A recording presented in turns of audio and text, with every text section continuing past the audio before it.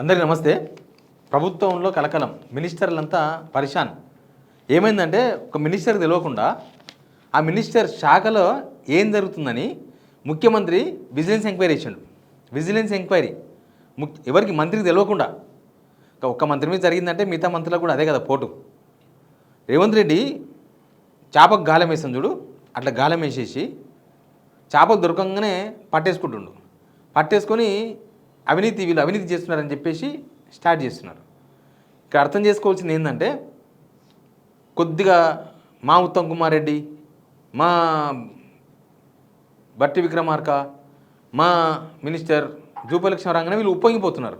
వీళ్ళు ఉప్పొంగిపోగానే వలలో పడ్డట్టే అనమాట. ఇప్పుడు ఎర్ర వేస్తాం చేపకు, ఎర్ర వేస్తే చేపకు ఆహారం కోసం వేయం కదా, ఆ ఎర్ర కోసం చేప వస్తే పట్టుకొని బుట్టలు వేసుకుంటాం. ఇక్కడ కూడా అదే జరిగింది. రేవంత్ రెడ్డి ఏం చేస్తుందంటే, నేను తప్ప కాంగ్రెస్కు ఎవడు దిక్కు లేదు, నేనే కరెక్ట్, నేనే ఉన్నా. ఆయన ఎంత డేంజర్లో ఉంటే ఈ డేంజర్ గేమ్ ఆడుతున్నారో అర్థం చేసుకోవాలి. ముందు సబ్స్క్రైబ్ చేయండి, షేర్ కూడా చేయండి. నేను చెప్పిన వార్త ఏంటంటే, రాష్ట్ర పౌర సరఫరా శాఖలో ఆ శాఖ మంత్రి ఉత్తమ్ కుమార్ రెడ్డికి తెలియకుండానే ఆ శాఖలో ఏం జరుగుతుంది అని విజిలెన్స్ ఎంక్వైరీ చేసింది గవర్నమెంట్. ఆయనకు సంబంధం లేకుండా, ఆయనకు తెలియకుండా. ఇందుకు సంబంధించి ఇటీవల సన్నబియ్యం టెండర్లలో తక్కువ ధరకు బిడ్లు దాఖలు కావడం పైన విజిలెన్స్ విచారణకు ఆదేశించినట్లు సమాచారం. అంటే ఇప్పుడు సన్నబియ్యం అమ్మిరు కదా వీళ్ళు, ఎక్స్ట్రా ఉన్నాయి కొన్ని ఎక్స్ట్రా అమ్మిరు కదా, అమ్మినవి 50 రూపాయలకు అమ్మకుండా 40 రూపాయలకు అమ్మిరు అని ఆ శాఖలో ఎంక్వైరీ. అసలు ఎవరి అదే రేవంత్ రెడ్డి, ఉత్తమ్ కుమార్ రెడ్డి ఏమో వాళ్ళ సన్నిహితులేమో అసలు ఏంది ఇదంతా, రాజీనామా చేస్తే అయిపోతుంది కదా, ఇంత అవమానం పొందుకుంటే ఎందుకు ఉండాలి మంత్రివర్గంలో అని ఆయనకి చెప్తున్నారు ఉత్తమ్ కుమార్ రెడ్డికి. ఉత్తమ్ కుమార్ రెడ్డి ఏమో హైకమాండ్కు లేఖ రాసిందంట. అసలు ప్రభుత్వంలో ఉండాలా ఉండకూడదా, మీరు ఏదో ఒక నిర్ణయం చెప్పండి, నన్ను ఏం చేయమంటారు, నన్ను ఏం చేయాలి, నేను ఏం చేయాలి, ఎందుకంటే ఇది టీ కప్పులో తుఫాన్లాగా కనిపిస్తలేదు, ఏదో వచ్చింది పోతే కనిపిస్తలేదు. విజిలెన్స్ ఎంక్వైరీ అంటే ఇంకా నడుస్తూనే ఉంటుంది అనమాట. ఇప్పుడు బీఆర్ఎస్ మీద వేసి నడిపిస్తూ ఉంటారు కదా, అంటే ప్రతిపక్ష పనుల మీద చేసే విజిలెన్స్ ఎంక్వైరీలు సొంత మంత్రుల మీద వేస్తున్నారు రేవంత్ రెడ్డి నైజం అదే. పాము తన గుడ్లను తానే తింటుంది అంటారు కదా, ఇది గుడ్ల పిల్లలను కూడా తింటుంది అనమాట. ఆ విషయం వీళ్ళకి తెలియకపోతే ఎవడు చేసేదేం లేదు. ఇట్లా హైకమాండ్కు ఏంటంటే, నన్ను ఏం చేయమంటారు, నేను అవమానాలు పొందుతూ మీరు చెప్పిన మాటకు తలొగ్గి సహకరించమంటే నేను సహకరిస్తున్నాను ముఖ్యమంత్రికి. ఇప్పుడు ఇంతమంది మంత్రులు ఉన్నా రేపు నాడు ఆప్షన్ ఏంటంటే, రేవంత్ రెడ్డిని సడన్గా ఏ రాత్రి దింపితే next minute Uttam Kumar Reddy first రోలో ఉంటాడు, ఫస్ట్ లైన్లో ఉంటాడు, ఫస్ట్ సీట్లో ఉంటాడు. దాంతోన రేవంత్ రెడ్డిని ఎప్పుడు దింపినా high command next line Uttam Kumar Reddy ఉంటాడు. కాబట్టి ఉత్తమ్ను లేపేసేయాలి. అసలు పోటీ లేకపోతే బెటర్ కదా. రేవంత్ రెడ్డి ట్యాక్స్ మొత్తం అదే, కానీ అన్నీ ఆయన అనుకున్నట్టు జరగవు. అసలు కేసీఆర్ లేకపోతే నేను కేసీఆర్ ఉంటే ఈయన ఉండడు, ఆయనకు కూడా తెలుసు బహుశా.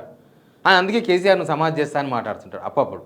ఇప్పుడు వీళ్ళనే సమాజ్ చేసే కాడికి వచ్చింది. సొంత మినిస్టర్లు, ప్రభుత్వంలో మినిస్టర్లను ఉత్తమ అవినీతి పరుడు అని ముద్రేయాలి. ఆల్రెడీ బట్టి విక్రమార్క మీద వేసేసిండ్రంటే వీళ్ళేమీ అవినీతి లేకుండా ఏమి ఉండలేరు. దీనికి ఒక మార్కు ఉంది, నేను చెప్తా, ఒక స్టోరీ ఉంది దీనిలో. ఎవరికి తోచింది వాళ్ళు, పెద్దోడు పెద్ద వంతు వేస్తే చిన్నోడు చిన్న వంతు వేస్తున్నాడు, అంతే వంతులే. కానీ అందరూ అదే పని చేస్తున్నారు. గవర్నమెంట్ ఇంకా 2.5 years ఉంది, మళ్ళీ గవర్నమెంట్ వస్తుందని హోప్ కనిపిస్తలేదు. కాబట్టి ఫైనాన్షియల్గా గెటాన్గానికి ప్రయత్నాలు చేస్తున్నారు అనమాట.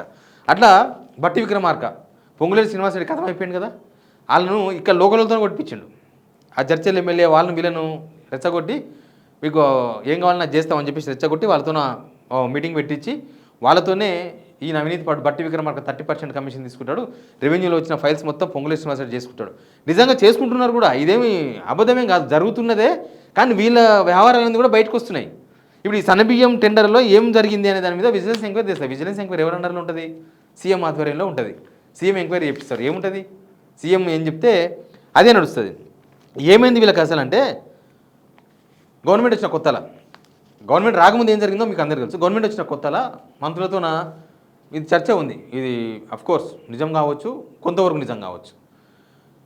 గవర్నమెంట్ 10 ఏళ్ళ తర్వాత వచ్చింది, నేనేం మిమ్మల్ని పట్టించుకోను, మీరు ఏమైనా చేసుకోవాలనుకుంటే చేసుకోండి, ఫైనాన్షియల్గా మీరు కూడా స్టాండ్ కావాలి కదా, చెయ్యండి, చేసుకోండి అని చెప్పిండు. అంటే ఫ్రీడమ్ ఇచ్చేసిండు.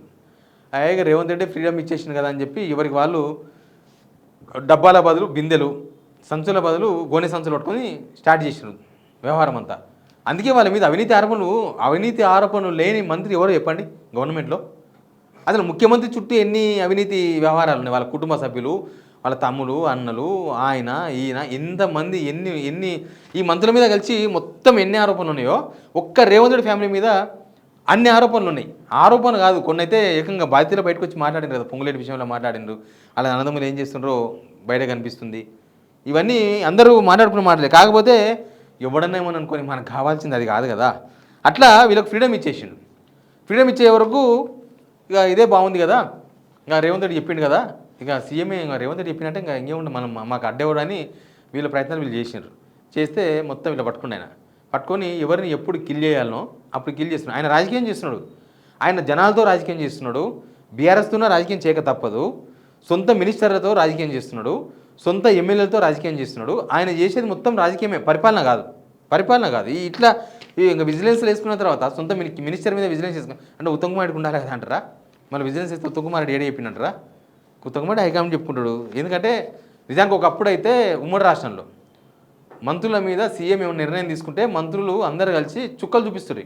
డిఎల్ రవీందర్ రెడ్డి వాళ్ళు వీళ్ళు క్యాబినెట్ మీటింగ్ పెడితే మొత్తం ఇక అంతే, ప్రభుత్వ వ్యతిరేక నిర్ణయాలు తీసుకుంటే అంతా అల్ల కులాల మీద క్యాబినెట్. ఇప్పుడు ఎవరైనా ఉన్నారా క్యాబినెట్లో ప్రభుత్వ వ్యతిరేక నిర్ణయాలు, లేకపోతే ప్రజా వ్యతిరేక నిర్ణయాలు, లేకపోతే ప్రజలకు నష్టం చేకూర్చే నిర్ణయాలు, లేకపోతే ప్రభుత్వం చాతగాని ఉంటాయి కొన్ని లక్షల కోట్ల మూసి 1.5 కోట్లు బడ్జెట్, అరే జనాలకి ఇవ్వాల్సింది ఇవ్వకుండా 1.5 కోట్లు మూసి పేరుతో చేస్తే ఎవరైనా స్వాగతిస్తారా? మరి ఒక్క మినిస్టర్ అన్న అబ్జెక్షన్ చెప్తాడా? చెప్పాడు. అయితే ఏంది మరి రేవంత్ రెడ్డి తక్కువ అంచనా వేసినారు వీళ్ళు. సింపుల్గా చెప్పాలంటే రేవంత్ రెడ్డిని చాలా చీఫ్గా తక్కువ అంచనా వేసినారు. రేవంత్ రెడ్డి మాటలు దింపితే పడ్డరు వీళ్ళు, ట్రాప్లో పడ్డరు. ఆయన ట్రాప్ వేసిండు, వీళ్ళు పడ్డరు. లేకపోతే ఆయన పీసీ చీఫ్ అయినప్పుడు అంతకుముందు వీళ్ళందరూ వ్యతిరేకించలేదా? అవన్నీ రేవంత్ రెడ్డి మనసులో పెట్టుకున్నాడు, ఆట ఆడిస్తుండు. ప్లస్ ఆయనకు సీట్ అవసరం. రేవంత్ రెడ్డికి ఇప్పుడు ఏం అవసరం లేదు. రేవంత్ రెడ్డికి మీ క్యాబినెట్ అవసరం లేదు, ఎమ్మెల్యేలు అవసరం లేదు, ప్రతిపక్షాలు అవసరం లేదు, ప్రజలు అవసరం లేదు, తెలంగాణ అవసరం లేదు, ఏం అవసరం లేదు. ఆయనకు ఓన్లీ సీఎం సీటే కావాలి. ఆ సీఎం సీట్ కోసం ఏదైనా రెడీగా ఉంటాడు ఆయన. ఆయన ఆయన ఫస్ట్ నుంచి చేసింది అదే కదా. ఫస్ట్ నుంచి తొక్కుకుంటూ వచ్చిన పాట కూడా రాపించుకుండు కదా. అది తొక్కుంటూ వస్తేనే ఇక్కడ దాకా వచ్చింది. ఇవి ఇంకా తొక్కుతూనే ఉన్నాడు అనమాట. ఇప్పుడు వీళ్ళు మరి రేవంత్ రెడ్డి వాళ్ళ ఫ్యామిలీ చేస్తున్న అవినీతి ఆరోపణలు అవి ఇవి అప్పుడప్పుడు రాస్తారు, అప్పుడప్పుడు హైకమాండ్కి లేఖలు రాస్తారు. హైకమాండ్కి కాదు, పబ్లిక్లో పెట్టాలి కదా. ఏదో ఒక మీడియాకి ఇచ్చి సరే రేవంత్ రెడ్డికి అనుకూలమైన మీడియాలో రాయరు, కానీ కనీసం ప్రజల కోసం రాసే కొన్ని మీడియా సంస్థలకైనా ఆ వ్యవహారాలు ఏందో, ఆ ప్రభుత్వం ఉన్న ఆధారాలు ఏందో, అసలు వాళ్ళు ఏం చేస్తున్నారు, వీళ్ళ దగ్గర చాలా చిట్టా ఉంది ఒక్కొక్క మినిస్టర్ దగ్గర, అవి తీసి బయట పెట్టాలి కదా. అట్లా బయట పెడితే మా నోటికాడ బుక్కపోద్దని భయమేమో వీళ్ళకు. వీళ్ళ వీక్నెస్సే రేవంత్ రెడ్డి ఆయనకు అనుకూలంగా మలుచుకుంటున్నాడు. లేకపోతే ఒక మినిస్టర్ శాఖ మీద విజిలెన్స్ ఎంక్వైరీ చేయడం అంటే అంత తమాషా కాదు. ప్రతిపక్షాల మీద చేయడం అంటే ఓకే, అది రాజకీయ కక్షనో ఓట్లో రాజకీయమో ఏదో ఉంటుంది. కానీ సొంత మంత్రి తెలియకుండా సొంత మంత్రి శాఖ మీద విజిలెన్స్ ఎంక్వైరీ చేస్తూ ఆర్డర్ వచ్చినాయంటే దానికి అర్థం ఏంటి, దాన్ని ఏమర్థం చేసుకోవాలి? ఆ వార్త వచ్చి 3 days 4 days అయింది, ఇప్పటివరకు విజిలెన్స్ వాళ్ళు ఖండించలేదు, సివిల్ సప్లైస్ డిపార్ట్మెంట్ ఖండించలేదు అంటే ఆ వార్త 100% నిజమని అర్థమైపోయింది. 3 days వెయిట్ చేసిన ఆ వార్త 3 రోజులకి చక్కర కొడుతుంది. చూస్తే ఎవరు మినిస్టర్లు దాని మీద ఎవరు స్పందిస్తలేరు. ఇది ఓన్లీ ఈయనకు మాత్రమే వర్తించదు, ఉత్తమ్ కుమార్కి వర్తించదు. ఉత్తమ్ కుమార్ ఎందుకు టార్గెట్ అవుతుందంటే ఉత్తమ్ కుమార్ రెడ్డి రేవంత్ రెడ్డి తప్పిస్తే ఉత్తమ్ కుమార్ రెడ్డి ఉంటాడు కాబట్టి ఇప్పుడు ఉత్తమ్ కుమార్ రెడ్డిని కూడా తప్పించేస్తే ఇంకెవరు ఉండరు. ఒకడే ఉడితే ఒకడే గెలుస్తాడు కదా. ఇద్దరు ముగ్గురు ఉంటే ఇబ్బంది, ఎవరు గెలవాలనేది. ఒకడే ఉంటాడు కాబట్టి హైకమాండ్ కూడా ఇక ఈయన అవినీతి ఆరోపణలు, ఆయన అవినీతి ఇవన్నీ గవర్నమెంట్లో ఉన్న ప్రూఫ్స్ తీసుకొని పంపిస్తాడు హైకమాండ్కి. ఆయన కూడా రేవంత్ రెడ్డి తక్కువే ఉన్నది, వీళ్ళు కూడా ఆయన ప్రూఫ్స్ తీసుకొని పంపాలి కదా. వీళ్ళేమో ఆశపడుతున్నారు, ఆయననేమో ఒక ఆశయం పెట్టుకొని కొడుతున్నాడు వీళ్ళని. అది వీళ్ళకి అర్థం కాకపోతే ఎవరైతే ఇది పాలన మీద ప్రభావం ఉంటుంది. ప్రజల గురించి ప్రభుత్వం పట్టించుకునే పరిస్థితుల్లో లేదు. వీళ్ళు అదే పని చేస్తున్నారు, వాళ్ళు అదే పని చేస్తున్నారు. మళ్ళీ ఒకరి మీద ఒకరు కంప్లైంట్లు, ఒకరి మీద ఒకరు. ఆయన చేతిలో ఉంది కాబట్టి విజిలెన్స్ ఎంక్వైరీ చేయించిండు. ఈయన చేతిలో ఆ విజిలెన్స్ ఎంక్వైరీ చేసుకునే అది లేదు కాబట్టి, అధికారం లేదు కాబట్టి హైకమాండ్కి లేఖ రాసిండు. ఇక వాళ్ళు ఏదో సర్ది చెప్తారు, అదేదో నడుస్తుంది, ఏదో పోతుంది, అంతకుమించి ఏం లేదు. కానీ మరి అందరూ గొంగట్లో కూర్చొని ఇంటికెళ్ళినట్టే వ్యవహారం ఇది. ఇదేమి పొద్దుగాలేస్తే కేసీఆర్ ఫ్యామిలీ దోసుకు తిన్నారు, కానీ అసలు వీళ్ళు దోసుకుంటున్న దానికి క్యాలిక్యులేషన్ చేస్తే క్యాలిక్యులేటర్ సరిపోదు అనుకుంటా నాకు తెలిసి. ఇవి అన్ని ఉత్త ఆరోపణలే, ఇంకా తెలియనివి, సమాజానికి బయటికి రానివి, ఇవన్నీ ఇంకా చాలా ఉండొచ్చు బహుశా. ఇవన్నీ లెక్క తెలుస్తుంది దేవుడు, ప్రతిదీ లెక్క తెలుస్తాడు ఒక రోజు, ప్రతి ఒక్కరి లెక్క తెలుస్తాడు. అది కేసీఆర్ అయినా, కేటీఆర్ అయినా, రేవంత్ రెడ్డి అయినా ఎవరి లెక్క అని తెలుస్తాడు. ఇప్పుడు వాళ్ళ లెక్క తెలిసాల్సిన అవకాశం వీళ్ళకు ఉంది, కానీ తెలుస్తలేరు. ఇప్పుడు వీళ్ళ లెక్క తెలిసాల్సిన టైం వస్తుంది ఒకరోజు, ఆ రోజు అన్నీ తెలుస్తాయి. Please subscribe.